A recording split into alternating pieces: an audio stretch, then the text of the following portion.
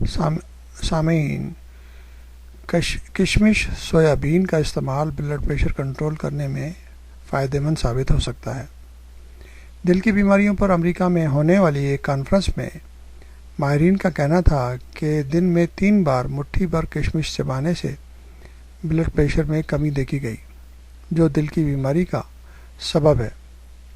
محققین یعنی کہ ریسرچ کرنے والوں نے فی الحال یقینی طور پر یہ نہیں بتایا کہ کشمش بڑھتے بلڈ پریشر کو کم کرنے میں اتنے اچھے طریقے سے معاون کیسے ثابت ہوتی ہے۔ انہیں لگتا ہے کہ کشمش میں پوٹاشیم ہے جو بلڈ پریشر کو کم کرنے میں مددگار ثابت ہوتا ہے۔ ایک دوسری تحقیق کے مطابق سویابین کو غذا کا باقاعدہ حصہ بنانے سے بھی بلڈ پریشر کم کرنے میں مدد ملتی ہے۔ مختلف طریقوں سے، مختلف غذائیت سے